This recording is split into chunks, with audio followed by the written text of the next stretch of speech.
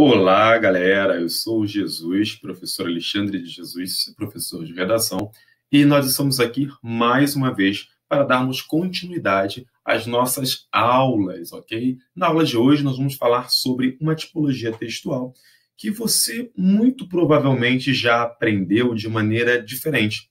Você não aprendeu a teoria para depois ir à prática. Na realidade, você já domina a prática e agora eu vou te mostrar como é isso dentro da teoria. Aliás, eu não vou lhe mostrar. Nós iremos aprender juntos, iremos aprender em conjunto.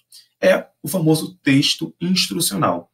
Qual é a função, então, do texto instrucional? Isso faz parte dos nossos objetivos. Então, vamos lá? Bom, o objetivo principal é identificar as principais funções do texto instrucional. Ou seja, como eu posso utilizá-lo? Como eu posso aplicá-lo? Qual é a sua funcionalidade? Depois, aplicar as principais estratégias de construção instrucional. Então, a partir do momento em que você domina, você já sabe exatamente como você pode utilizar esta ferramenta, como você pode manusear essa ferramenta, qual é a funcionalidade dela no seu dia a dia, qual a funcionalidade na sua vida. É para isso que a gente aprende, né? A gente precisa entender que a gente não deve dominar apenas as tipologias textuais dentro da sala de aula, apenas no âmbito acadêmico. Tá? Você aprende no âmbito acadêmico, mas a funcionalidade dela é no seu dia a dia. E essa, inclusive, é uma das melhores maneiras que você tem para aprender e assimilar, praticando, tornando isso natural, portanto, tornando parte da sua vida. E o que é, então, um texto instrucional ou o que são textos instrucionais?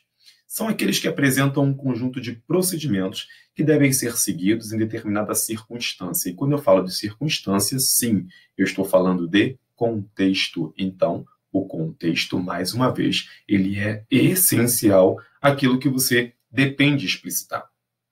Então, significa dizer que determinado texto instrucional, ele pode não cumprir com a sua função se o seu contexto não for adequado. Será que é isso? Bom, é o que nós vamos identificar ao longo dessa aula. Por esse motivo, quem estabelece? Os textos instrucionais. Sempre uma interlocução direta com o seu leitor. Bom, se o texto instrucional estabelece uma relação direta com o seu leitor, significa dizer que ele é completamente diferente dos textos que nós trabalhamos lá na tipologia dissertativa argumentativa. Sim, perfeito. Sabe por qual motivo? Porque lá você estabelece uma comunicação indireta com o seu leitor. Você não pode manter vínculo com ele. Aqui, em se tratando do texto instrucional, que é uma outra tipologia, você precisa estabelecer essa comunicação. Inclusive, você vai perceber também que em alguns casos em que nós não conseguimos estabelecer essa comunicação por meio de um código específico, nós vamos trabalhar com um outro elemento, que seria uma linguagem não verbal. Tá? Muitas vezes, tá, quando você precisa estabelecer uma comunicação com esse leitor e você não sabe se esse leitor vai dominar, por exemplo, a linguagem verbal, e essa comunicação ela é essencial, você então lança a mão de outros recursos, por exemplo, a linguagem não verbal. Se eu preciso, por exemplo, sinalizar a você que você não pode passar por determinado caminho em virtude de uma cratera, eu vou colocar isso por escrito, mas eu preciso levar em consideração que você pode ser um indivíduo que não é do mesmo país que eu, ou seja, que você não reside neste país. Então, eu preciso trabalhar também com o texto imagético, ou seja, com o texto não verbal, para trabalhar ali com essa instrução, com essa orientação. Diferentes gêneros discursivos exemplificam essa estrutura. Por exemplo, receitas, manuais, regras de jogos, guias de sobrevivência. Em se tratando aí de regras de jogos, muito provavelmente você já deve ter brincado muito na rua e estabeleceu ali algumas regras para que essa brincadeira pudesse, então, fluir com os seus amigos. Quando você, por exemplo, também jogava lá os diversos jogos, ou tem jogado atualmente os jogos de videogame, você deve perceber que o próprio jogo tem regras específicas que são ali estabelecidas para que você possa passar, por exemplo, de uma fase. Essas regras nada mais são do que instruções. Essa tipologia oferece ao leitor instruções, modos de fazer, regras de cumprimento de determinada tarefa, regras para realizar determinada ação. Vale lembrar que também pode ser usado para ensinar ou mostrar algo ao interlocutor. Então, significa dizer que, a partir do momento em que eu busco orientá-lo quanto à melhor metodologia para você aprender a desenvolver um texto instrucional, significa dizer que você, nesse momento, está fazendo uso de um texto instrucional. Opa, lembrei agora de uma figura de linguagem, chamada qual é a figura? Estamos falando, nesse momento, da função metalinguística, que, na realidade, não é uma figura de linguagem, mas sim uma função da linguagem. É quando o código faz uso do próprio código. Então, quando eu, durante esta aula, oriento você a como montar, a como elaborar um texto instrucional, é o código fazendo uso do próprio código. Então, olha que interessante. Estamos numa aula de texto instrucional, uma tipologia específica, e acabamos de fazer um link nesse momento com uma das funções da linguagem, que é a função metalinguística. Qual é, então, a característica estrutural desse texto instrucional? Bom, primeiro ponto, vale lembrar que ele é composto por verbos, ou seja, ele faz uso de verbos e também de modalizadores. Em se tratando de verbos, você vai ter os verbos em duas estruturas. Primeiro, verbos no imperativo. Geralmente, os verbos no imperativo são aqueles que trazem a ideia de ordem, né? Trazem aquela ideia de comando. E os verbos no infinitivo são aqueles que trazem uma ideia de orientação. Exemplo de verbo no imperativo: abra a janela. Mais um verbo no imperativo: fique em casa, lave as mãos, ok? Então, nós temos aqui aqueles verbos que estabelecem a ideia de comando, de ordem. E os verbos no infinitivo, lembrando que verbo no infinitivo é aquele que você tem um Rzinho no final, ok? Não esqueça disso. Aquilo que você aprendeu lá no teu ensino fundamental. Então, ali, exemplo de verbo no infinitivo: lavar as mãos após chegar da rua é essencial. Olha, eu estou dando aqui uma orientação. Ao tossir, cubra a boca com os braços. Estudar é essencial durante o período de pandemia. Manter a higiene das mãos é essencial para combater o coronavírus. Percebeu que, nesse momento, todas essas frases que foram elaboradas, quer com verbos no imperativo ou verbos no infinitivo, nós buscamos, nesse momento, estabelecer orientações e instruções? Tudo bem, aí você deve estar se questionando, mas, Jesus, em relação aos modalizadores, os modalizadores são aqueles que nós utilizamos, são aquelas estruturas que nós utilizamos lá na tipologia dissertativa argumentativa para, de certa forma, explicitar o nosso posicionamento, explicitar o nosso argumento, explicitar o ponto de vista do autor, sem ter a necessidade de se fazer presente dentro do texto. Você apresenta a sua visão, você apresenta a sua opinião, mas você não traz aquela marca de pessoalidade. Tá? Mas nós não estamos tratando aqui de um texto dissertativo argumentativo. Então, nesse momento, caso você tivesse a necessidade, caso você tivesse esse interesse, você poderia apresentar ali essa marca de pessoalidade sem problema algum, porque a tipologia é outra. Vejamos o exemplo de um modalizador. Se a febre persistir, procure um médico. Onde está essa ideia de modalizador? Onde está essa modalização, melhor dizendo? Se a febre persistir, olha, eu dando uma orientação. Caso persista, percebeu? Então, neste momento, eu estabeleço uma condição para que você realize uma ação. Isso nada mais é do que um texto instrucional. Exemplo aí de um texto instrucional. Temos, então, uma receita de um bolo. Ingrediente: 4 colheres de sopa de farinha, 4 colheres de sopa de açúcar, 2 colheres de sopa de chocolate em pó, então bola de chocolate, dá para perceber, um ovo pequeno, 3 colheres de sopa de leite, 3 colheres de sopa de óleo. Modo de preparo: juntar, olha o verbo aí no infinitivo, juntar a farinha, o açúcar e o chocolate, e mexer, mais uma vez, o verbo no infinitivo. E aí você vê ali a quantidade de colheres, né, associada ali aos ingredientes que foram sinalizados acima.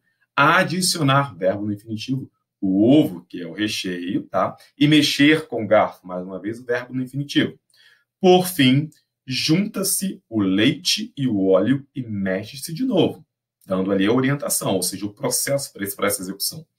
Levar ao micro-ondas em potência máxima durante 3 minutos. Prontinho.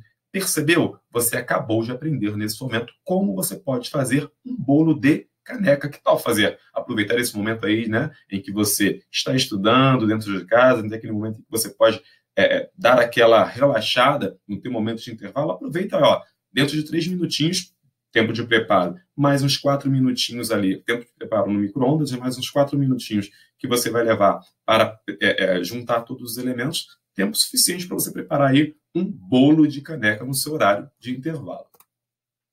E a bula, o que é a bula? A bula nada mais é do que aquele elemento que vem juntamente com o remédio. Sempre que você compra ali um remédio, você tem ali uma bula. Eu resolvi trazer para cá uma bula de paracetamol, tá? Da marca RMS.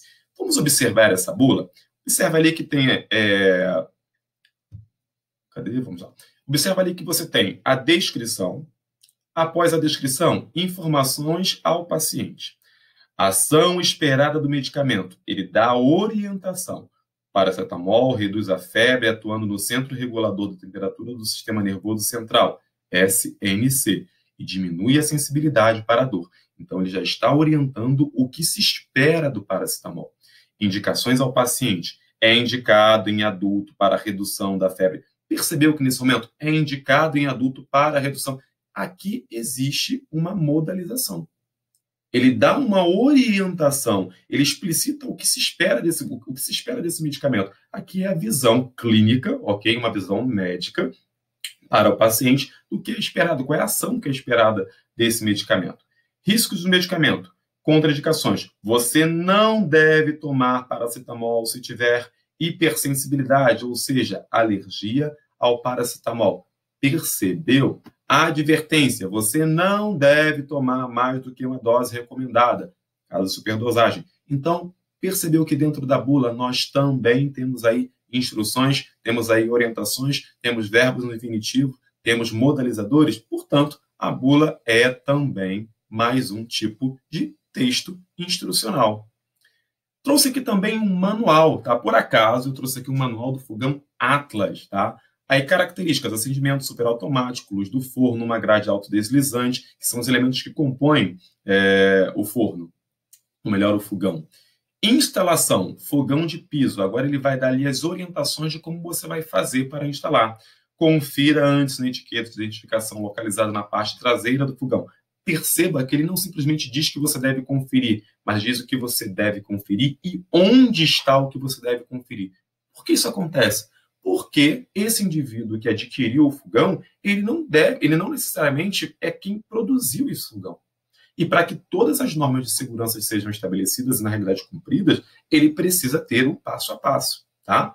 Evite lugares úmidos ou concorrentes de ar. Por quê? É porque o fabricante dá essa orientação para garantir ali, né, a qualidade do produto. Instale o fogão distante de materiais e produtos combustíveis, como álcool, gasolina, etc., e não resistentes ao calor. Deixe um espaço livre de 5 centímetros. Poxa, mas por que ele especifica que são 5 centímetros? Porque isso aí é essencial para alguma funcionalidade, nas laterais e traseira do fogão. Aí ele mostra lá a figura A, mostrando exatamente como deve ser estabelecido. Então, percebeu mais uma vez o passo a passo? E olha aqui uma informação importante. Este fogão não foi projetado para ser embutido. Por que ele traz essa informação? Caso o cliente compre o produto e tenha a intenção de embuti-lo, ele não deve fazê-lo. Caso o faça, muito provavelmente ele perderá aqui a garantia do produto, porque o manual do produto traz todas essas orientações. E já que nós estamos falando sobre fogão, fogão lembra comida, né? Ok, Google, como fazer macarrão? Não tenho certeza se tenho uma resposta para essa questão, mas encontrei isto na web. No website tudogostoso.com.br dizem que: modo de preparo. Quando estiver fervendo, coloque o sal e 1 colher de óleo. Quando o macarrão estiver mole, tire do fogo e escorra a água no escorredor de macarrão. Lave o macarrão. Faça o molho de sua preferência em outra panela. Percebeu aí que nós também temos acesso instrucional? Ok, Google, muito obrigado pela explicação. Bom, e aí a gente continua observando a estrutura do texto instrucional também em outros manuais. Agora eu coloquei para você aí um manual de uma fechadura Samsung. Existe ali o passo a passo. Tudo bem que o texto está pequeno, a intenção aqui não é que você tenha acesso às características da fechadura, mas que você perceba exatamente os verbos de comando, o passo a passo. Alterar, por exemplo, a ordem dentro de um texto instrucional pode trazer sérios problemas ou não alcançar o objetivo. Por exemplo, quando eu perguntei, não vou dizer o comando, senão ele vai me atrapalhar, quando eu perguntei, né, ao Google sobre a forma de se preparar o macarrão, ele me deu o passo a passo. Então você imagina, se eu pego um macarrão e logo em seguida eu quero escorrê-lo sem que ele primeiro tenha sido colocado dentro de uma água quente, eu não vou alcançar o meu objetivo. Então, a ordem dentro desse processo, a ordem dentro de um texto instrucional é de extrema importância. Por que eu preciso saber a importância de um texto instrucional? Lembra aí, aluno, aquele momento em que você vai fazer uma prova, tem o passo a passo, geralmente a prova te orienta o que você deve fazer em sequência, ou seja, de maneira sequenciada, de maneira cadenciada. Caso você descumpra uma dessas regras, você pode aí acabar sendo desclassificado porque você não obedeceu o passo a passo que foi estabelecido. Agora, por último, aí, um texto instrucional falando sobre os sintomas do Covid-19. É possível estar com a Covid-19 por até 14 dias antes de apresentar os sintomas, que são febre, cansaço e tosse seca. A maioria das pessoas, cerca de 80%, se recupera da doença sem a necessidade de tratamentos especiais.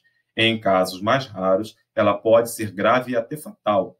Idosos e pessoas com outras condições médicas, como asma, diabetes e doenças cardíacas, são mais vulneráveis a quadros sérios.